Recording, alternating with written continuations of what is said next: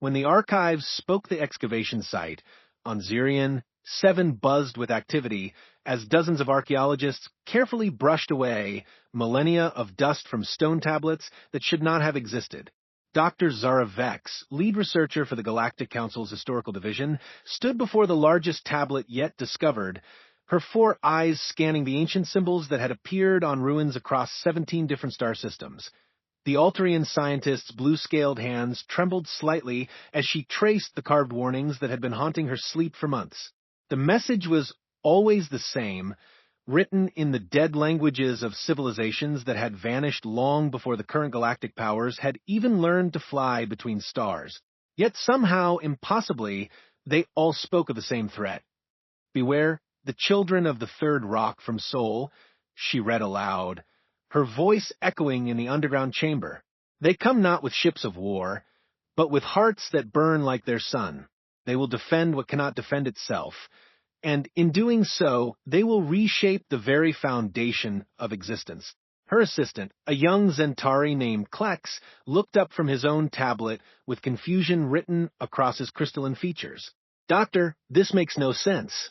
These civilizations existed thousands of years apart, yet they're all warning about the same species.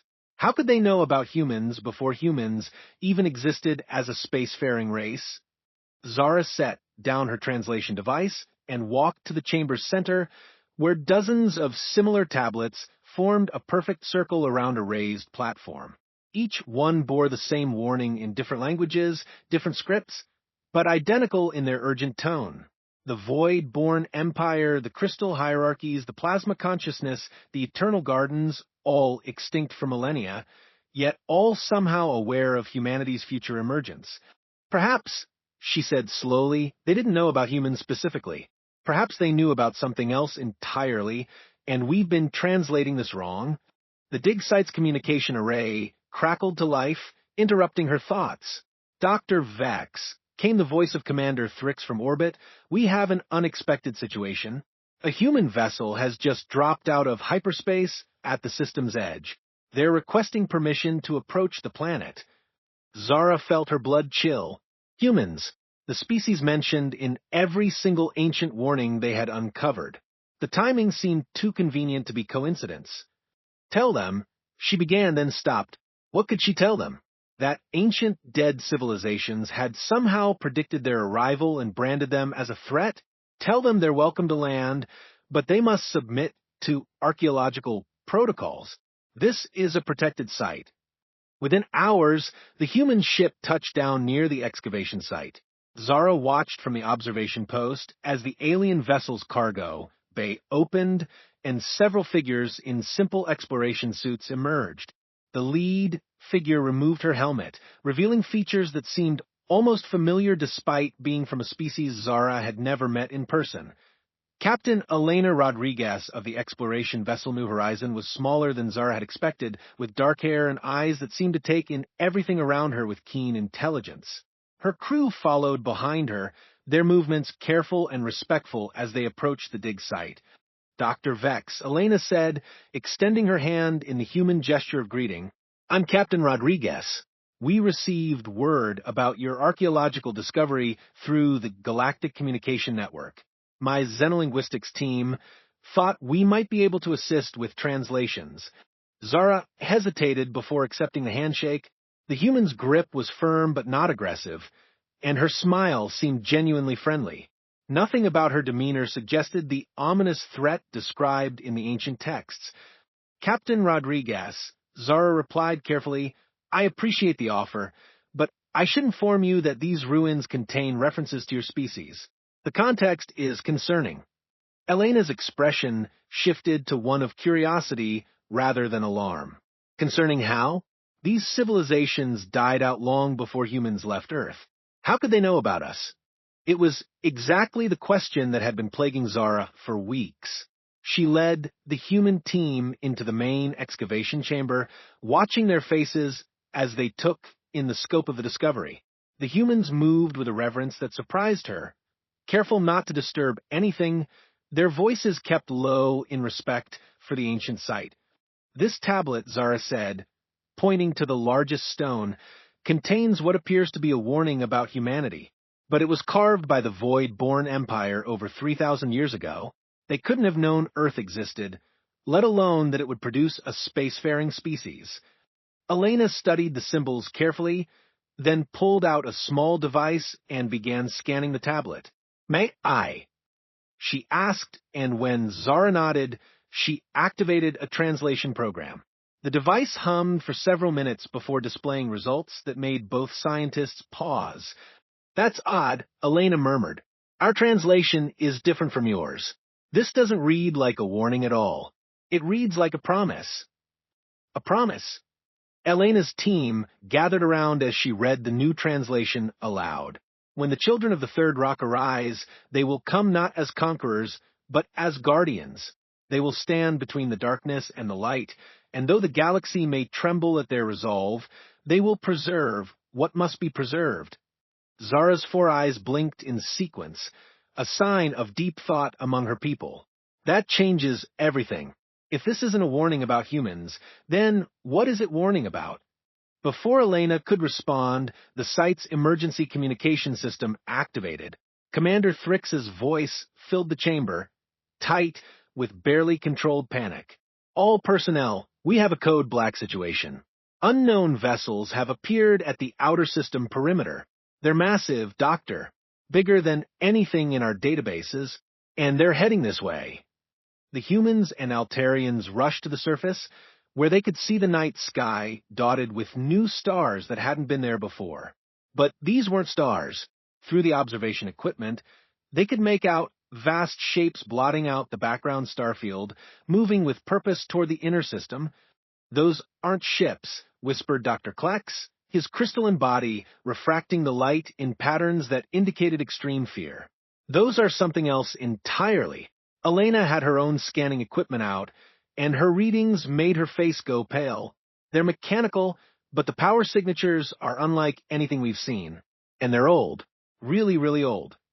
As they watched, the massive objects began to accelerate, their forms becoming clearer as they approached.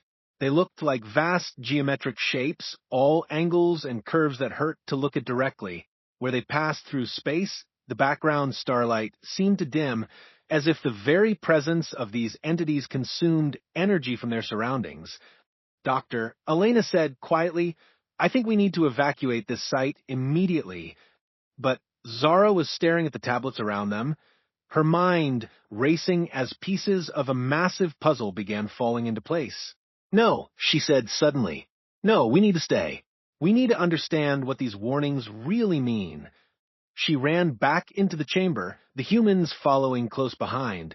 At the central platform, she began activating emergency archaeological protocols, her hands moving over ancient control surfaces that most modern species had forgotten how to use.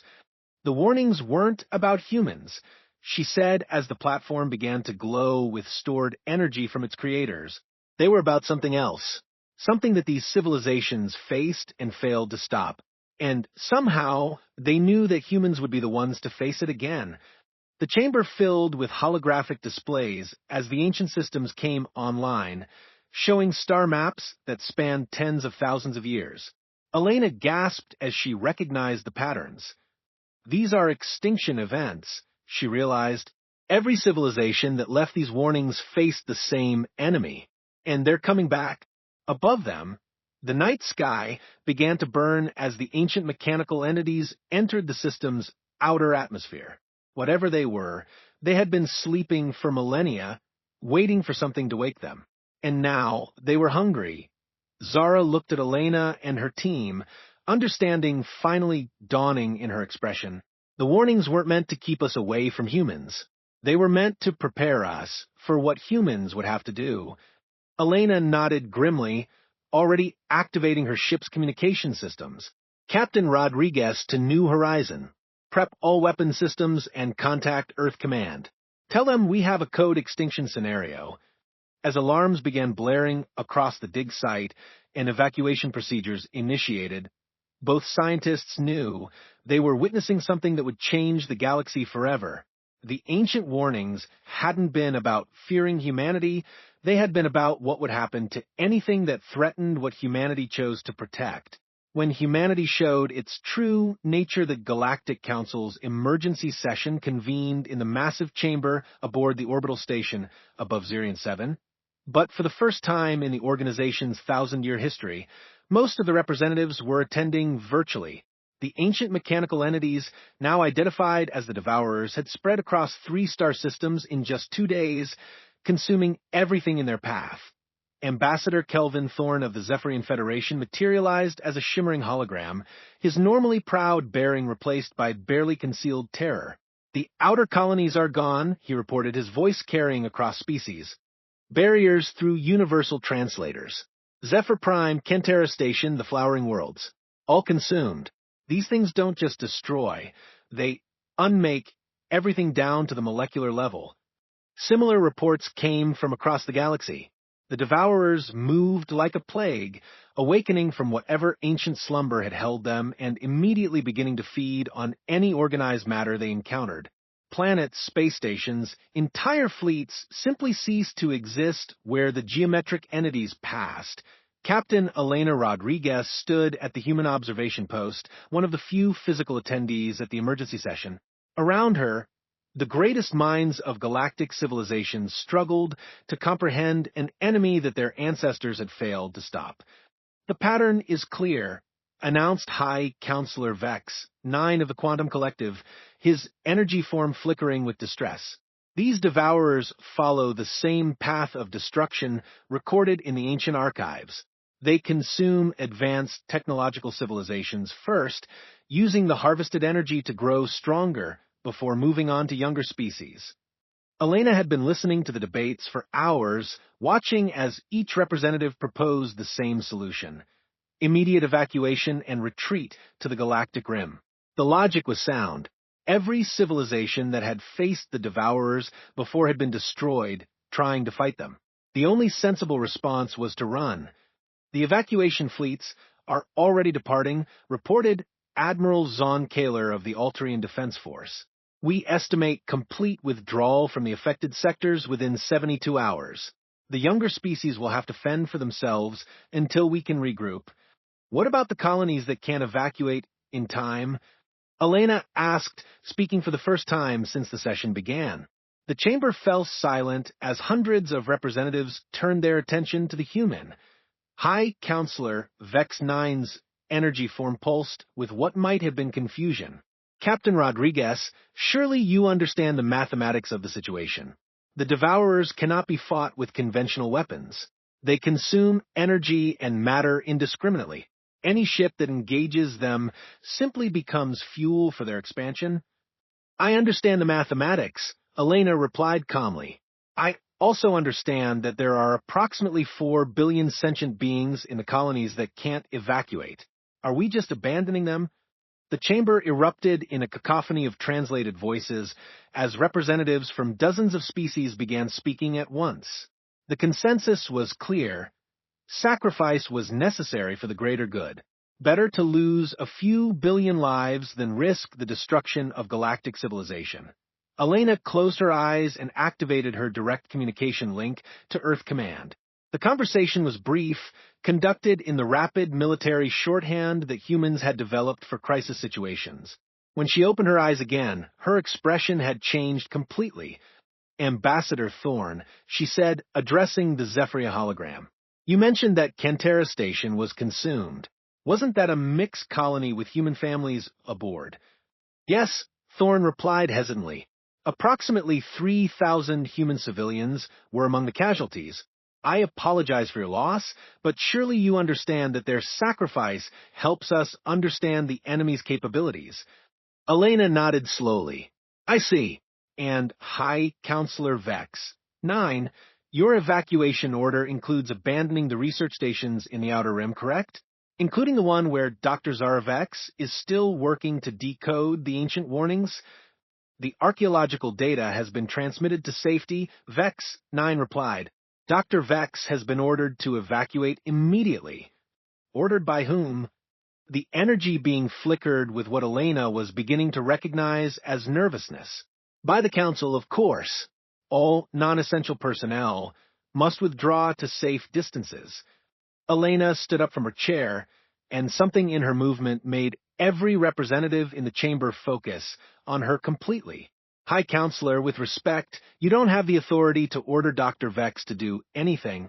She's under the protection of the Human Colonial Defense Treaty, which makes her evacuation a human decision. Captain Rodriguez, Ambassador Thorne interjected, surely you're not suggesting that humans would risk lives for archaeological research when faced with galactic extinction? No, Elena said quietly. I'm not suggesting it. I'm stating it as fact. The human fleet is not evacuating. The chamber exploded into chaos. Representatives from hundreds of species began transmitting simultaneously, their translated voices creating a wall of sound that threatened to overwhelm the station's communication systems. Through it all, Elena stood calmly, waiting for the noise to die down. When silence finally returned, High Counselor Vex, 9 spoke with the carefully modulated tone of someone trying to remain diplomatic while questioning another being's sanity. Captain Rodriguez, perhaps you misunderstood the briefing. These devourers cannot be defeated. Every civilization that has tried to fight them has been completely destroyed. Your species is barely a century into space travel. What could you possibly hope to accomplish that the greatest powers in galactic history could not? Elena smiled, and for the first time since the crisis began, it was a genuinely warm expression. High Counselor, you're operating under a fundamental misunderstanding. We're not trying to defeat the Devourers. We're just buying time for the people who can't run fast enough. That's suicide, protested Admiral Zonkaler. Your ships will be destroyed within hours of engagement. Probably, Elena agreed, but hours might be enough for the evacuation fleets to reach safety. And if we're lucky, we might learn something useful in the process. Ambassador Thorne's hologram leaned forward. Captain, with the greatest respect for human courage, this is madness. Your species has everything to gain by joining the evacuation and everything to lose by staying to fight.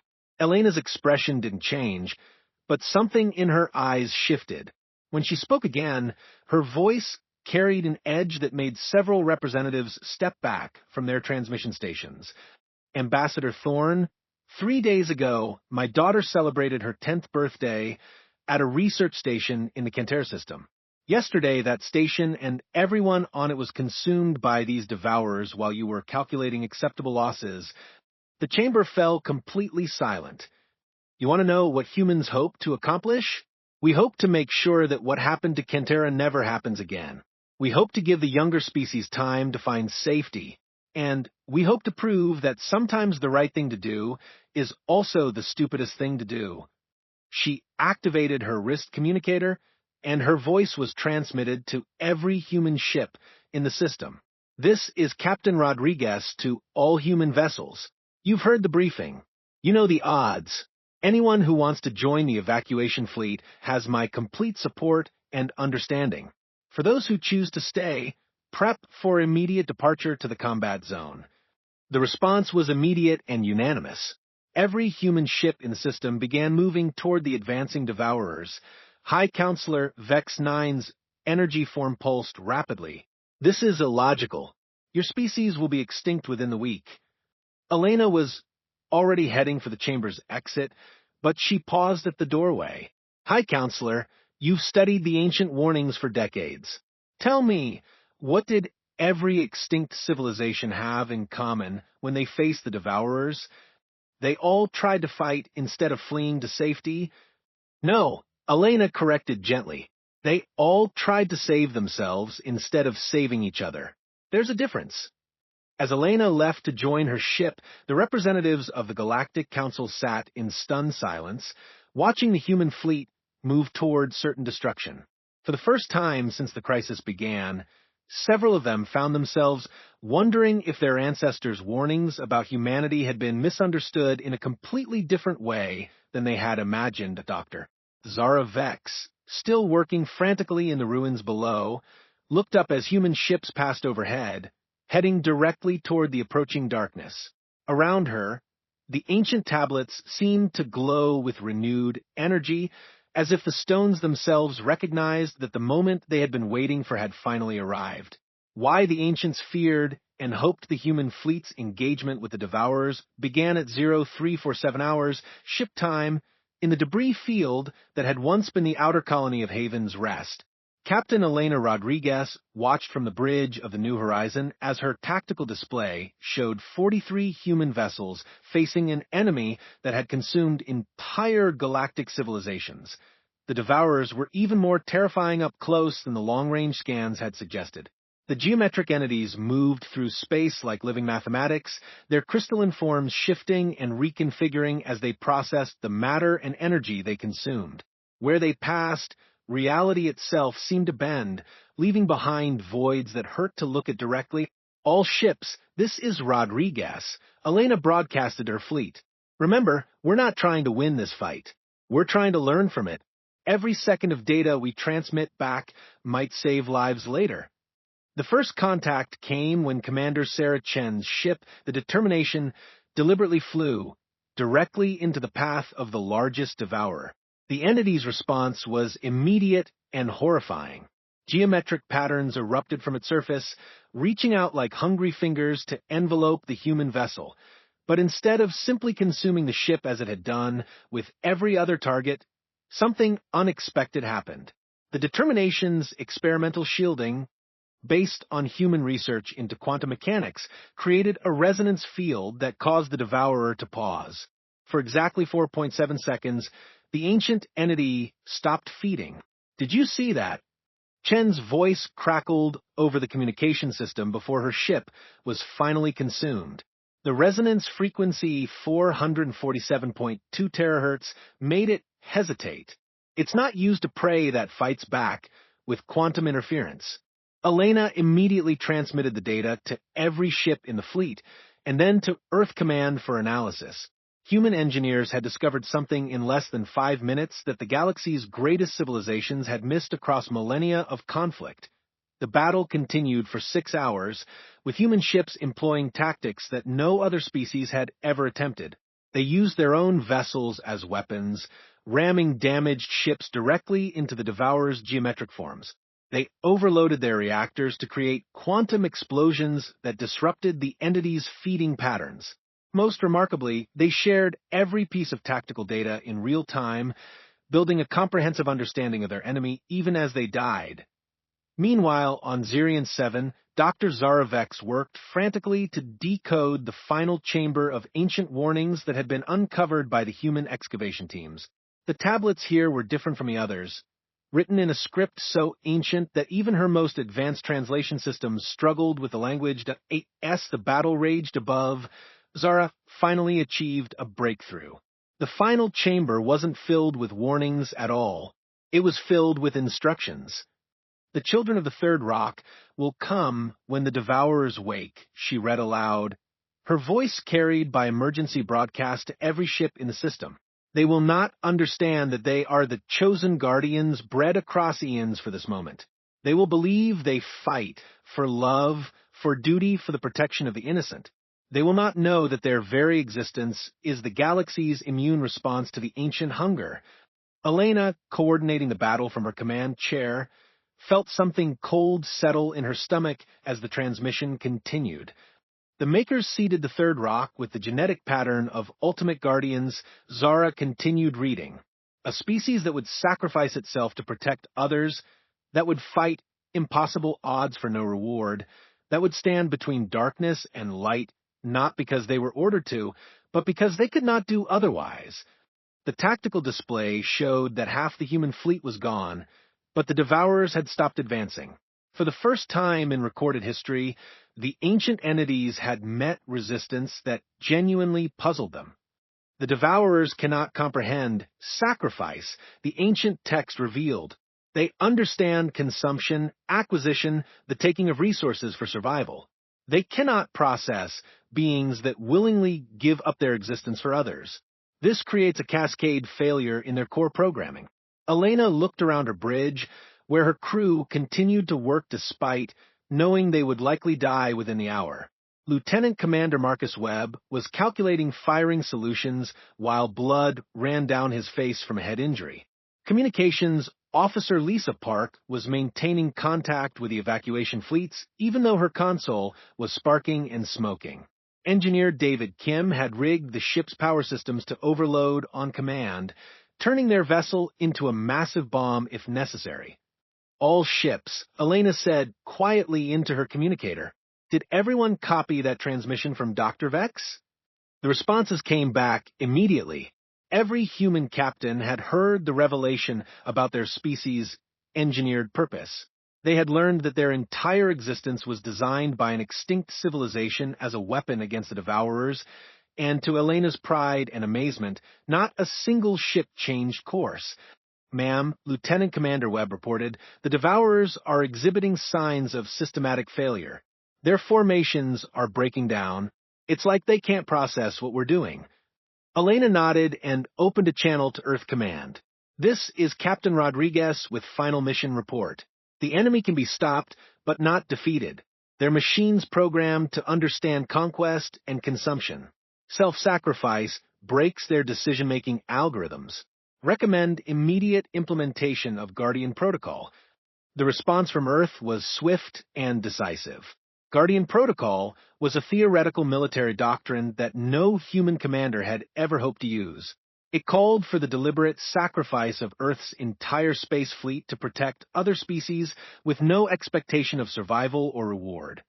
Within hours, every human ship in the galaxy began converging on Devourer locations. They came from Earth, from the outer colonies, from exploration missions at the Galactic Rim.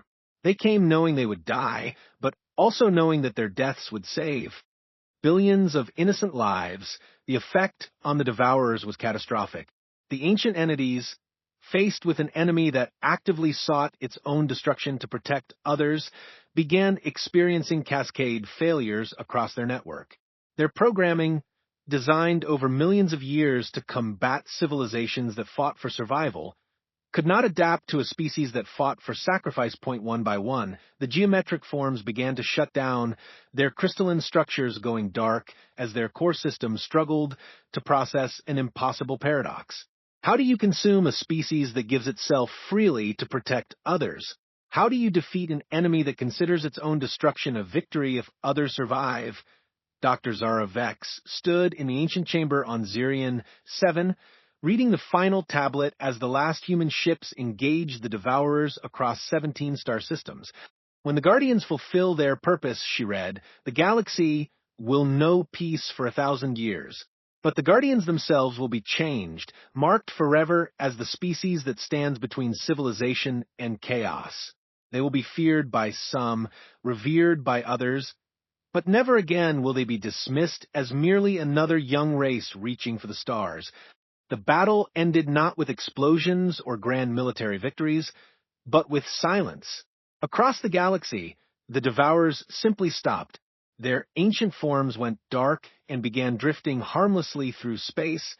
Their threat ended by an enemy they had never been programmed to understand that of the 1,200 human vessels that had engaged the Devourers, fewer than 200 survived. The human space fleet was effectively destroyed, their colonial infrastructure crippled, their military power reduced to almost nothing, and in the aftermath, as rescue ships from dozens of species converged on the battle sites, the galaxy began to understand what the ancient warnings had really meant. Humans weren't dangerous because they were aggressive conquerors. They were dangerous because they would sacrifice everything to protect others, and that kind of selfless determination could reshape the fundamental balance of galactic civilization. The Galactic Council's emergency session reconvened 3 days later, but this time it was held in orbit around Earth. Every major species sent their highest representatives not to demand explanations or impose restrictions, but to offer something that had never been extended to humanity before: unconditional alliance and support. Captain Elena Rodriguez, one of the few surviving human fleet commanders, sat at the center of the Great Chamber as High Counselor Vex 9 spoke for the assembled civilizations. The ancient warnings spoke of fearing humanity, the energy being said, but they were incomplete. We should fear humanity's capacity for sacrifice because it makes our own moral compromises impossible to justify. We should fear humanity's willingness to die for others because it shames our instinct for self-preservation. Elena stood to respond, still wearing the scarred uniform she had worn during the battle. "Hi, Counselor. Humans didn't choose to be guardians. We just chose to do what felt right in the moment. If that scares you, I'm sorry. But I'd rather have a galaxy that's afraid of our compassion than one that's comfortable with indifference." Ambassador Thorne, attending in person this time rather than as a hologram, stepped forward. "Captain Rodriguez, the Zephyrian Federation formally requests to place our military forces under human strategic command. We believe the galaxy needs guardians, whether they want the job or not."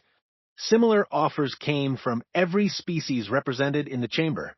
The humans who had entered the galactic community as junior partners barely tolerated by advanced civilizations suddenly found themselves elevated to a position of moral authority that no species had ever held. Elena looked around the chamber at beings from hundreds of worlds, all waiting for humanity's response to their offers of alliance and support. She thought of the crews who had died fighting the Devourers, of the colonies that had been saved, of the ancient warnings that had finally been fulfilled. "We accept," she said simply, "but we do this as partners, not rulers. The galaxy belongs to all of us. Humans will just make sure that everyone gets to keep their piece of it." As the formal ceremonies began and treaties were signed, Dr. Zara Vex transmitted her final report from the ruins on Zirian 7. The ancient chambers had revealed their last secret, coordinates for dozens of other worlds where similar warnings were hidden, all pointing to future crises that would require the same kind of sacrifice humanity had just demonstrated. The galaxy's oldest warning had been fulfilled, but it was only the beginning. Humanity had accepted the role of guardians, and the universe was full of things that needed protecting. Elena Rodriguez looked out at the stars and smiled grimly. Earth's children were going to be very busy for a very long time, but they wouldn't be facing the darkness alone. For the first time in galactic history, every civilized species stood ready to support the Guardians, understanding finally that some things were worth fighting for, and some people were willing to die to protect them. The ancient warnings had spoken of fearing mankind. What they should have said was, "Fear the universe without them."